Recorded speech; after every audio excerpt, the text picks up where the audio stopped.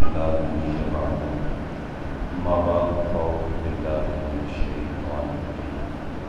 الله الرحمن الرحيم.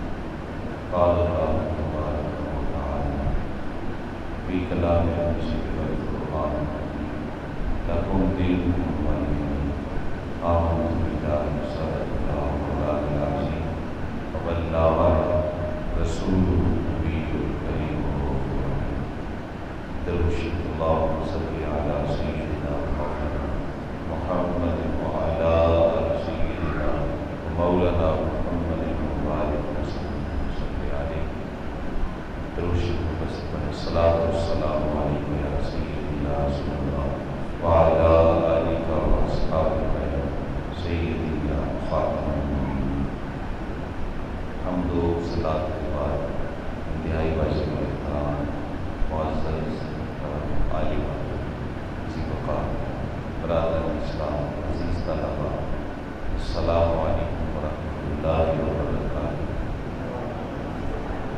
آج کافی عرصے کے بعد آپ وقت کی زیارت اس آنکھوں کی ٹھنڈک کے ساتھ نصیب ہو رہی ہے کہ جب حاضری ہوئی تھی تو برادر محترم حافظ مدثر صاحب ماشاءاللہ ابھی حج کی سعادت سے مالا مال ہوئے ہیں. ذکر کیا تھا کہ ہم مسجد کو شہید کرنا چاہتے ہیں اور دوبارہ بنانا چاہتے ہیں، یا شاید کچھ کام شروع ہو گیا تھا، لیکن آج چند ہی ماہ کے بعد یا سال سے کچھ عرصہ زیادہ بیتا ہوگا اور یہ مسجد اپنی تعمیر کے مراحل سے گزر کر الحمدللہ تقریباً تکمیل کو پہنچ چکی ہے.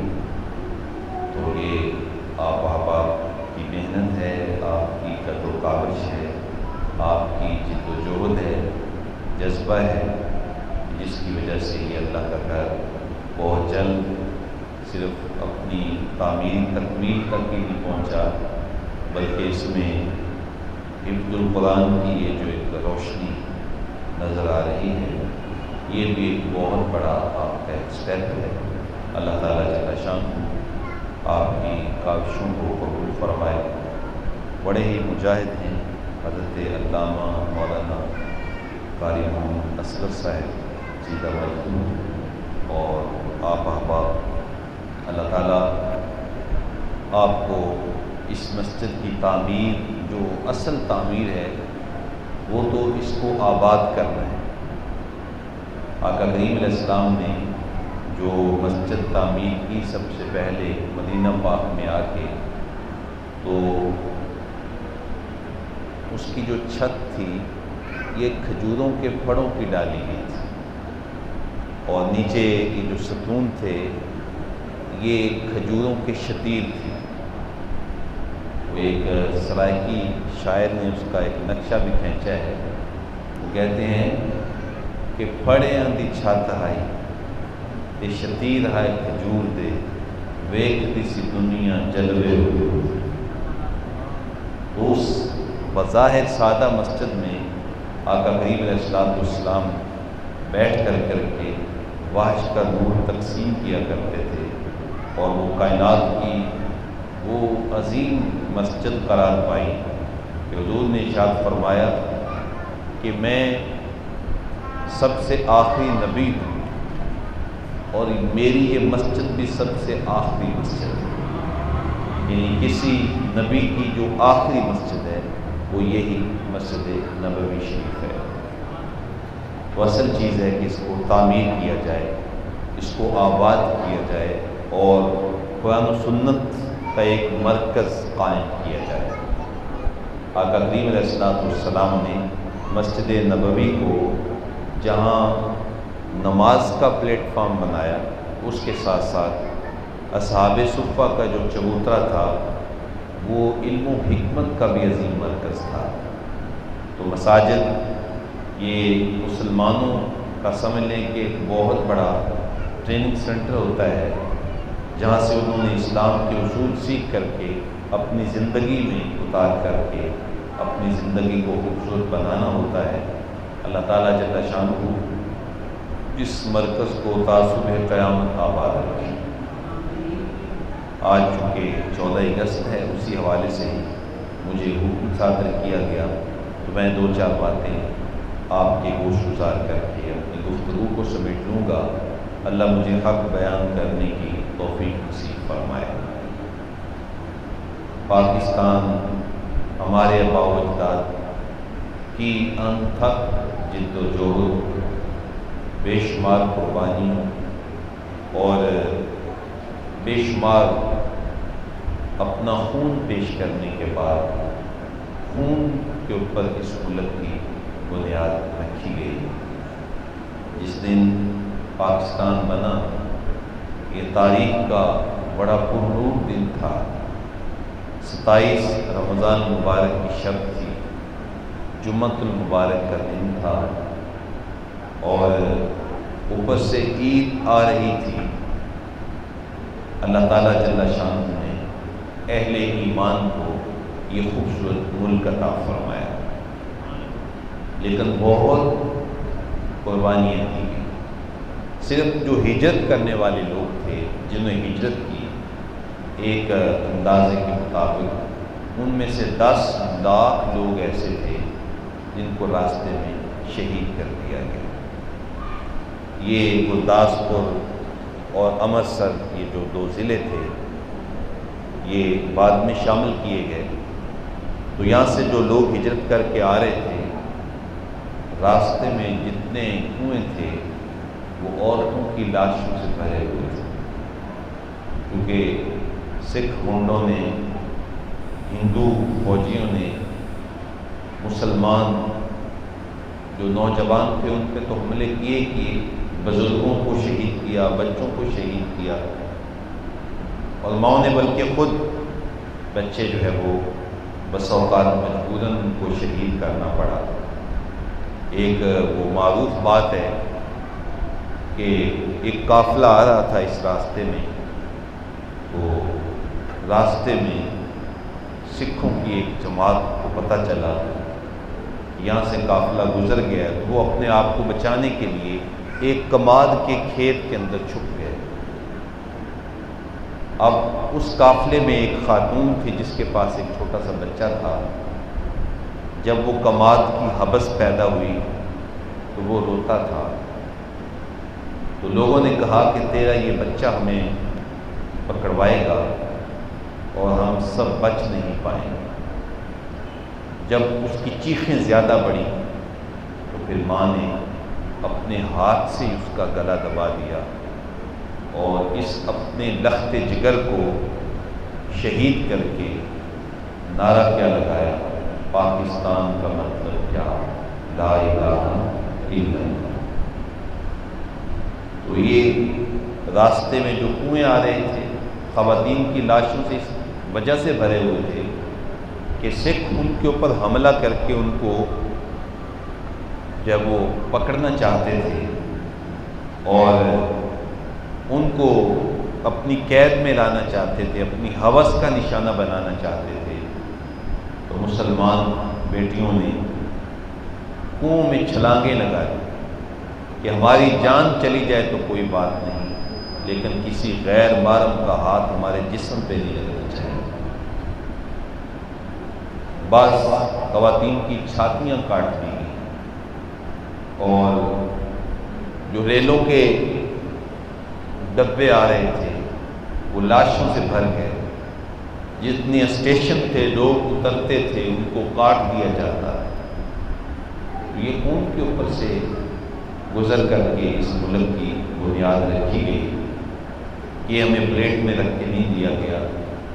آج افسوس ہوتا ہے جب ہمارے بچے موٹر سائیکلوں کے وہ سلنسر، ان کی وہ کپیاں نکال کے جب وہ شور کرتے ہیں اور ہمارے جو بڑی کلاس کے لوگ ہیں وہ رقص و سرود کی مجالس کا انعقاد کر کے وہ میوزک جب چلاتے ہیں اور جس کے اندر فوش قسم کے گانے چلائے جاتے ہیں، تو دل خون کے آنسو ہوتا ہے کہ ان شہیدوں کی روح پہ کیا بیتتی ہوگی، کیا ہم نے اس مقصد کے لیے خون دیا تھا؟ ان ماؤں کی خیالوں میں اور ان کی روحوں پہ کیا بیتتی ہوگی کہ ہم نے اس لیے اپنے بچے اپنی گودوں سے پیش کیے تھے کہ لوگ جو ہے وہ موسیقی میں پڑ جائیں، رقص و سلوک کی مجالس کا انعقاد کریں، لوگ نمازیں چھوڑ دیں، بے دینی ہو۔ ایسا تو نہیں، اس مقصد کے لیے یہ ملک حاصل نہیں کیا گیا تھا، بلکہ جس تحریک نے اور جس پارٹی نے اس مقدمے کی قیادت کی اس کا نام ہی مسلم لیگ تھا، اور جب مسلم لیگ کے لیے ووٹ مانگے گئے تو یہ کہا گیا کہ مسلم ہے تو لیگ میں آ، یعنی اسلام کے نام پہ اس ملک کا مقدمہ لڑا گیا۔ قائد اعظم رحمۃ اللہ علیہ نے یہ بات واضح اور دو ٹوک انداز میں بیان کی کہ جیسے ہم انگریزوں کی غلامی نہیں کر سکتے، انگریزوں سے ہم نجات چاہتے ہیں، ایسے ہم ہندو کے ساتھ مل کے بھی زندگی نہیں گزار سکتے، ہم ہندو سے بھی نجات چاہتے ہیں، اور ہم ایک الگ قوم ہیں۔ چنانچہ جو ہمارے اکثریتی علاقے ہیں جہاں مسلمان اکثریت کے ساتھ رہتے ہیں، وہ علاقے ہمیں دے دیے جائیں تاکہ ہم اپنے دین کے مطابق آزادانہ طور پر اپنی زندگی کو مرتب کریں اور ہم اپنے نبی کے فرامین کے مطابق اپنی زندگی کو گزاریں۔ ہم ایک الگ قوم ہیں، ہمارا الگ انداز زندگی ہے، الگ طرز معاشرت ہے، ہمارے الگ قوانین ہیں، ہمارا زندگی گزارنے کا ڈھب اور طریقہ اور سلیقہ الگ ہے، لہٰذا ہمارا ملک جو ہے وہ ایسا ہونا چاہیے کہ جس دھرتی پہ رہتے ہوئے ہم اسلام کے اصولوں کو آزما سکیں۔ اس مقصد کے لیے اس ملک کو بنایا گیا، دو قومی نظریے کے پیش نظر، اور یہ دو قومی نظریہ اس وقت قائم ہو گیا تھا کہ جب بر صغیر میں پہلے شخص نے لا الہ الا اللہ محمد رسول اللہ پڑھا، اس وقت ہی اس نظریے کی بنیاد رکھ دی گئی تھی۔ اور یہ قوم زبان سے نہیں بنتی، یہ قوم خاندان سے نہیں بنتی، یہ قوم اپنے ظاہری کلچر سے نہیں بنتی، بلکہ یہ قوم محمد عربی کی غلامی سے بنتی ہے۔ یہ رسول اللہ کے نام سے یہ قوم معرض وجود میں آتی ہے۔ اس مقصد کے لیے اس ملک کو حاصل کیا گیا اور بے شمار قربانیاں دی گئی۔ ایک نعرہ لگایا گیا تھا کہ اولیاء کا ہے فیضان، پاکستان پاکستان، ایک یہ بھی نعرہ لگایا گیا۔ اپنی حد تک یہ نعرہ 100% ٹھیک ہے کہ پاکستان کا مطلب کیا ہے؟ پاک، پاکیزہ، طیب، ستان، رہنے کی جگہ۔ جیسے ہم کہتے ہیں افغانستان، افغانی کے رہنے کی جگہ، بلوچستان، بلوچ کے رہنے کی جگہ، اسی طریقہ سے ہندوستان، ہندو کے رہنے کی جگہ۔ تو پاک ستان یہ دو لفظ ہیں، پاک کا معنی پاکیزہ اور ستان کا معنی رہنے کی جگہ۔ تو یہ جو 1947 میں ایک خطہ حاصل کیا گیا جس کا نام پاکستان رکھا گیا، اگر تھوڑا ظاہری الفاظ کے فرق کے ساتھ ہم غور کریں اور پاک پتن کو دیکھیں تو یہ پاک پتن جو ہے یہ پاک پاکستان والا ہی ہے، اور پتن کا معنی بھی رہنے کی جگہ ہے۔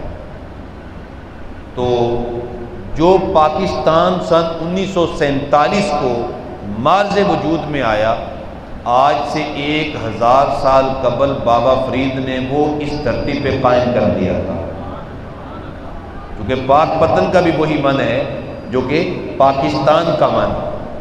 اور حضرت داتا صاحب رحمۃ اللہ علیہ کو خراج پیش کرتے ہیں حضرت علامہ اقبال رحمۃ اللہ علیہ جو مصور پاکستان ہیں، وہ کہتے ہیں خاک پنجاب از دم او زندہ گشت، صبح ما از مہر او تابندہ گشت۔ کہتے ہیں اگر سچی بات مجھ سے پوچھو تو پنجاب کی خاک میں اگر اسلام کا نور نظر آتا ہے تو یہ داتا گنج بخش علی اجمیری کے قدموں کی خیرات ہے۔ تو یہ جو نعرہ تھا یہ اپنی جگہ پہ 100% ٹھیک ہے کہ اولیاء کا ہے فیضان پاکستان تو یہ اللہ کے ولیوں کا فیضان ہے، اور پاکستان آقا کریم صلی اللہ علیہ وسلم کی نگاہ کرم سے بنا ہے، حضور کی خصوصی شفقتوں سے بنا ہے۔ نواب آف کلال اس کا پوتا آن دی ریکارڈ یہ چینل پہ بات موجود ہے، اس نے آ کے بتایا کہ میرے دادا جی وہ پاکستان کے حامی نہیں تھے، مسلم لیگ کے ساتھ نہیں تھے، وہ پاکستان بننے کے حق میں نہیں تھے، لیکن جب ووٹ دینے کی باری آئی تو نواب آف کلال وہ ووٹ دیتا ہے پاکستان کے حق میں۔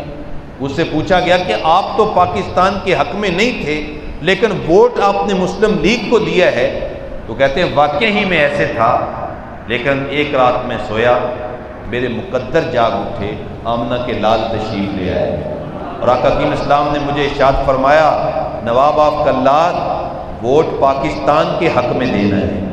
تو حضور نے مجھے حکم ارشاد فرمایا ہے، معلوم ہوا پاکستان ایسے نہیں بنا، نگاہ محبوب کے فیضان سے بنا ہے۔ اولیاء کا بھی فیضان ہے اور امام الانبیاء کا بھی فیضان ہے۔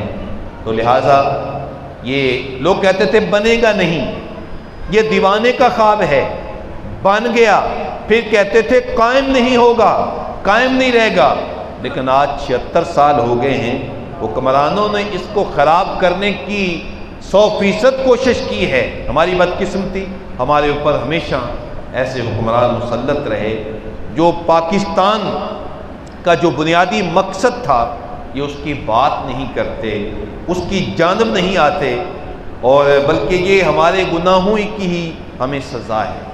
وہ ایک روایت کے لفظ ہیں اعمالکم امالکم، تمہارے اعمال ہی تمہارے حکمران ہیں۔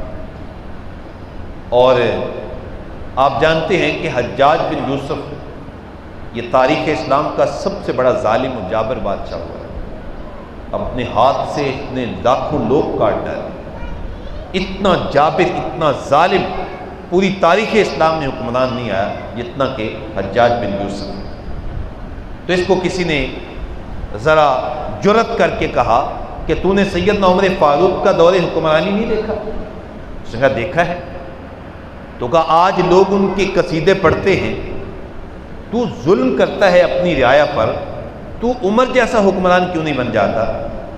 تو حجاج بن یوسف نے 2 لفظی جواب دیا۔ اس نے کہا تبازروا اتامر لکم، تم ابو ذر غفاری جیسی رعایا بن جاؤ، میں عمر جیسا حکمران بن جاؤں۔ تو یہ ہمارے گناہوں کی سزا ہیں یہ حکمران، لیکن بہرحال انہوں نے اس ملک کو لوٹنے کی اخیر کر دی، لیکن آج 76 سال گزر گئے، ہر بندہ لوٹ رہا ہے، لیکن اس کے باوجود بھی یہ اپنی جگہ پہ قائم ہے۔ تو یہ محمد عربی کی نگاہ نہیں ہے تو اور کیا ہے، یہ اولیاء کا فیضان نہیں ہے تو اور کیا ہے۔ تو اس لیے یہ مقدس سرزمین ہے، یہ پاکیزہ سرزمین ہے، ہم اس پہ جتنا بھی اللہ کا شکر ادا کریں وہ کم ہے۔ یہ ایک مجلس کیا، اگر ہم ہمیشہ پاکستان کے شکرانے کے لیے ہم مجالس کا انعقاد کریں تو حق کے شکر ادا نہیں ہو سکتا، اتنی یہ پاکیزہ اور مقدس سرزمین ہے۔ یہ کچھ عرصہ پہلے کی بات ہے کہ پاکستان آرمی کا ایک فوجی وہ کشمیر کی جانب سے بارڈر کراس کر جاتا ہے، تو مقامی لوگوں نے اتفاق سے انہیں پکڑ لیا، پکڑ کے انہیں ایک کمرے کے اندر بند کر دیا کہ صبح یہ کوئی سمگلر ہے انڈین آرمی کو پیش کر دیں گے۔ تو رات کا جب وقت ہوا تو وہ خود بیان کرتے ہیں کہ مجھے ایک سایہ سا نظر آیا جس جگہ پہ میں موجود تھا، تو میں نے تھوڑا سا آگے بڑھ کے جب دیکھا تو ایک بوڑھی خاتون مجھے گھور گھور کے دیکھ رہی تھی۔ تو میں نے کہا خاتون کیا بات ہے، اتنے غصے سے مجھے کیوں دیکھ رہی ہو؟ تو اس نے کہا ہم نے تمہیں پاکستان اس لیے بنا کے دیا تھا کہ تم یہاں پہ سمگلنگ کرو۔ تو اس نے کہا کہ خاتون پہلی بات تو یہ ہے کہ میں اسمگلر نہیں ہوں، میں مقامی باشندہ ہوں، فوجی ہوں۔ اور دوسری بات یہ ہے کہ یہ پاکستان تم سکھوں نے کب بنایا تھا؟ یہ پاکستان تو ہمارے بزرگوں نے بنایا تھا، تم نے تو اس کو نہیں بنایا، تم نے تو ظلم و جبر کے پہاڑ گرائے تھے ہمارے آباء و اجداد پہ، ہماری خواتین پہ۔ تو اس نے کہا کہ تم جانتے ہو کہ مسلمان خواتین جب ہجرت کر کے انڈیا سے پاکستان جا رہی تھی تو راستے میں بہت ساری بیٹیوں کو سکھوں نے اٹھا لیا تھا اور اپنی بیویاں بنا لیا۔ وہ بد نصیب خواتین جن کو اپنی بیویاں بنایا گیا، ان خواتین میں سے ایک بد نصیب خاتون میں بھی ہوں، مسلمان ہوں، لیکن آج میں ان کی بیوی ہوں اور میں مجبور ہوں۔ لیکن اگر تم یہاں سے کسی طریقہ سے چھوٹ کے واپس پاکستان چلے جاؤ تو پاکستانی لوگوں کو میرا ایک پیغام دے دینا، انہیں میری ایک نصیحت کر دینا کہ پاکستان کی سرزمین سے کبھی غداری نہ کرنا، اس سرزمین کے ساتھ کبھی دھوکہ نہ کرنا۔ یہ اتنی پاکیزہ اور اتنی مقدس سرزمین ہے کہ جب میرے بچوں کو بخار آتا ہے تو میں پاکستان کا نام لے کے دم کر دیتی ہوں، اللہ شفا عطا فرمائے۔ تو پاکستان کا نام اتنا پاکیزہ ہے کہ اس نام کے اندر بھی لوگوں کو شفا ملتی ہے، لیکن بدقسمتی سے ہم وہ کردار ادا نہ کر پائے کہ جس کے ذریعے ہم اس ملک کی مان کے اندر کوئی رنگ بھر سکتے، اور جس مقصد کے لیے اس ملک کو حاصل کیا گیا تھا ہم اس کو عملی جامہ پہنا سکتے۔ میں ایک قول قائد اعظم رحمۃ اللہ علیہ کا پیش کروں گا اور ایک قول میں علامہ اقبال رحمۃ اللہ علیہ کا پیش کر کے میں اپنی گفتگو کو سمیٹتا ہوں۔ حضرت قائد اعظم رحمۃ اللہ علیہ نے ایک اپنے خطاب میں ارشاد فرمایا تھا کہ وہ کون سا رشتہ ہے کہ جس رشتے کی بنا پر ہم ایک جسم کی مانند بن جاتے ہیں سارے مسلمان، وہ کون سی چٹان ہے کہ جس کے اوپر امت کی جو ہے وہ عمارت، قوم کی عمارت استوار ہے، وہ کون سا لنگر ہے کہ جس نے امت کی کشتی کو محفوظ کیا ہوتا ہے۔ لنگر وہ رسی ہوتی ہے، رسہ ہوتا ہے جس کے ذریعے کشتی کو سمندر میں ڈوبنے سے بچایا جاتا ہے، اس کو لنگر کہتے ہیں۔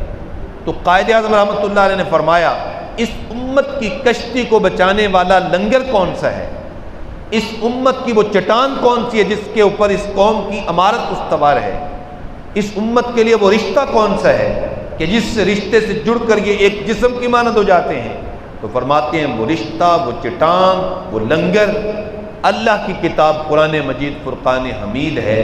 اگر ہم کتاب کو تھام لیتے ہیں تو ہم ایک قوم بن جاتے ہیں، اگر ہم قرآن سے جڑ جاتے ہیں تو ہم ایک امت بن جاتے ہیں۔ بلکہ ایک موقع پہ آپ نے خطاب میں فرمایا، لوگ مجھ سے پوچھتے ہیں اس ملک کا آئین کیا ہوگا، اس کا دستور اور قانون کیسا ہوگا جس کو آپ بنانے کے لیے جا رہے ہیں؟ تو آپ نے فرمایا میں کون ہوتا ہوں جو اس ملک کا قانون بناؤں؟ اس ملک کا قانون تو آج سے 1300 سال قبل امام الانبیاء قرآن پاک کی صورت میں خود ہمیں عطا کر کے گئے۔ تو اس ملک کا آئین قرآن ہوگا، اس ملک کا دستور، اس ملک کا کانسٹیٹیوشن جو ہے وہ قرآن مجید فرقان حمید ہوگا۔ یہ قائد اعظم رحمۃ اللہ علیہ نے فرمایا تھا۔ تو ہم نے قرآن کے ساتھ جڑنا ہے، اپنے بچوں کو قرآن کے ساتھ جوڑنا ہے، اور آپ کا یہ ایک جو اقدام ہے کہ اپنے بچوں کے لیے یہاں قرآن مجید کی کلاس کا اہتمام، یقیناً یہ اسی کی ایک کڑی ہے، اور آپ سب اس کام میں معاون بن جائیے، اور اس کام کے لیے جس حد تک ہم محنت کر سکتے ہیں ہمیں کرنی چاہیے۔ اپنی آنے والی نسلوں کو قرآن، زبان پہ قرآن کا قصیدہ ہونا چاہیے اور دل میں امام الانبیاء کا پیار ہونا چاہیے۔ یہ وہ چیز ہے جو ہمیں ایک قوم بناتی ہے۔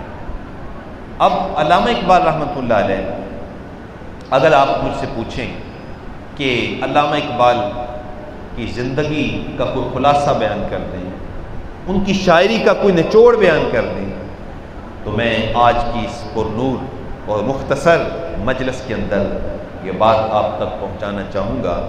علامہ اقبال اپنے لیے زندہ نہیں رہے، علامہ اقبال نے جو لکھا اپنے لیے نہیں لکھا۔ آج کے مفکرین اپنا قد بڑھانے کے چکر میں ہیں، اپنے آپ کو نمایاں کرنے کے چکر میں ہیں، اپنے آپ کو جب وہ لوگوں کے سامنے منوانے کے چکر میں ہیں۔ لیکن اقبال نے اپنا منوانا اس کی فکر نہیں کی، انہوں نے لکھا تو امت کے لیے لکھا، انہوں نے کہا تو امت کے لیے کہا، انہوں نے بولا تو امت کے لیے بولا۔ اگر ان کی زندگی کا آپ مجھ سے خلاصہ پوچھیں تو علامہ اقبال رحمۃ اللہ علیہ نے اپنی زندگی کی ایک ایک سانس اپنے نبی کی امت کی خدمت کے لیے وقف کر دی کہ میرے نبی کی امت کو فائدہ پہنچے۔ اگر اللہ کی بارگاہ میں کوئی درخواست کرتے ہیں تو امت کی بہتری کی درخواست کرتے ہیں، کبھی حضور کی چوکھٹ پہ حاضر ہوتے ہیں تو امت کو بیدار کرنے کی اور امت کی خوشحالی کی گزارش کرتے ہیں، درخواست پیش کرتے ہیں۔ اور اگر ہمیں بھی کوئی نصیحت کرتے ہیں تو وہ یہی کہتے ہیں اگر زندہ رہنا ہے تو نبی پاک علیہ السلام کی امت کا کوئی فائدہ کر جاؤ۔ اگر کوئی بھوکا ہے تو اس کو کھانا کھلا دو، اگر کوئی پیاسا ہے تو اس کو پانی پلا دو، اگر کوئی دکھی ہے تو اس کے دکھ کے اوپر کوئی مرہم رکھ دو، اگر کوئی غم زدہ ہے تو کسی طریقہ سے اس کا غم دور کر دو، اگر کوئی حاجت مند ہے تو اس کی حاجت پوری کر دو۔ جب تم رسول اللہ کی امت کی بہتری کرو گے تو عرش کا رب بھی راضی ہو جائے گا، مدینے والا محبوب محمد بھی راضی ہو جائے گا۔ لیکن شرط کیا ہے کہ ہم پیارے آقا صلی اللہ علیہ وآلہ وسلم کی امت کے لیے کچھ کام کر جائیں اور امت کے ساتھ اپنی محبتوں کا اظہار۔ علامہ اقبال کی وہ نظم بڑی معروف ہے جو انہوں نے ہماری تربیت میں کہی، وہ مصور پاکستان بھی ہیں، وہ حکیم الامت بھی ہیں۔ میں چاہوں گا کہ اس کے دو اشعار آپ کی سماعتوں کی نظر کر دوں تاکہ وہ جو ہمیں ایک درد پیش کرنا چاہتے تھے اس کا جذبہ ہمیں نصیب ہو۔ اقبال کہتے ہیں یا رب دل مسلم کو، یہ اقبال کے اندر کا درد ہے، یا رب دل مسلم کو وہ زندہ تمنا دے جو قلب کو کروا دے، جو روح کو تڑپا دے، یا رب دل مسلم کو محروم تماشا کو پھر دیدہ بینا دے، دیکھا ہے جو کچھ میں نے ان کو بھی وہ دکھلا دے، دیکھا ہے جو کچھ میں نے اوروں کو بھی دکھلا دے، یا رب دل مسلم کو وہ زندہ تمنا دے۔ اس دور کی ظلمت میں ہر قلب پریشان کو، اس دور کی ظلمت میں ہر قلب پریشان کو وہ داغ محبت دے جو چاند کو شرما دے، وہ داغ محبت دے جو چاند کو شرما دے۔ اور خاص پیغام، بے لوث محبت ہو، بے باک صداقت ہو، بے لوث محبت ہو، بے باک صداقت ہو، سینوں میں اجالا کر دل صورت مینا دے، میں بلبل نالا ہوں اس اجڑے گلستان کا، تاثیر کا سائل ہوں محتاج کو داتا دے، یا رب دل مسلم کو وہ زندہ تمنا دے جو قلب کو گرمانے،